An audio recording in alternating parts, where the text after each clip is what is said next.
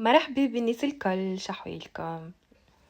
اليوم باش نطيبو كريب فارسي بالسبناخ. دونك نستحقو 2 كيسين حليب، 40 غرام زبدة ذيبة، و2 كيسين فرينة. نستحقو زيدا مغرفة موتارد، سكالوب انتي والكونتيتي اللي تحب تعملها. نستحقو هريسة اللي يحبها موزوزة. نستحقو كعبتي نعظم، جبن على كيفكم.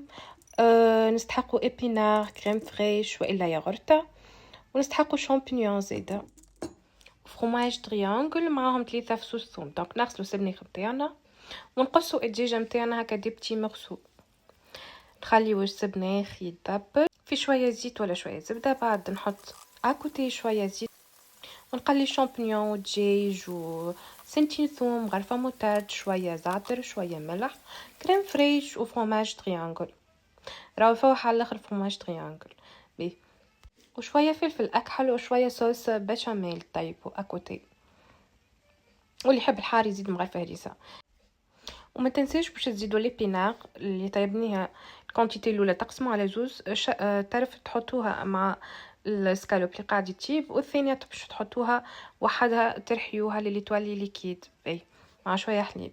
لهني ايش عملت هنا؟ حطيت 2 كيسين فرينه، عليهم 2 كيسين حليب، عليهم 40 غرام زبده، عليهم ليبينار اللي قلت لكم لازم ترحيوه باهي.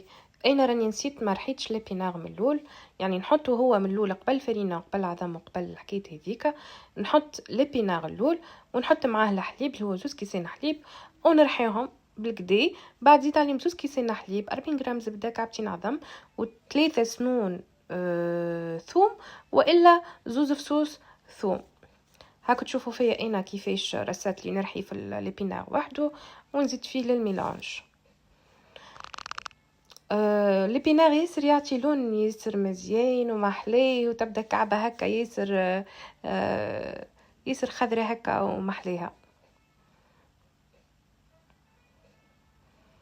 ما تعملوش كما انا عملت، اعملوا من الاول البينار والحليب وزيدوا بعد بقيت المكونات ورحيوهم الكل مع بعضها.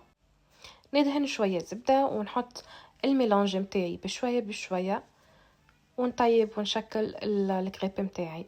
شوفوا محليه هيك الكعبه كيفاش جات، محلى اللون متاعها ومحلى التكستور متاعها بي. اللي يحب هريسه يحط الهريسه، واللي ما يحبش ما يحطهاش.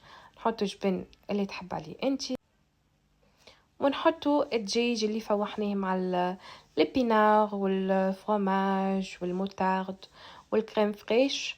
اللي ما يحبش كريم فريش يحط الياغورت. وشو كيفاش نشكلها الكعبه هكا بشويه بشويه ونقلبها ونحطها في البلاتو متاعي. بون انا البلاتو متاعي جاي صغير بدلته باش يرفعوا لي الكعبات يجيو قد السباس اللي انا حاجتي بيه.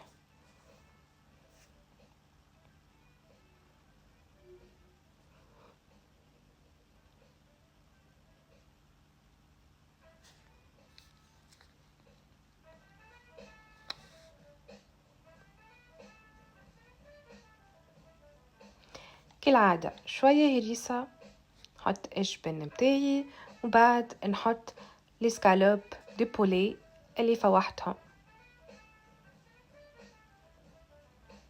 ونكمل بقيه الكعبات الكل هكيكا.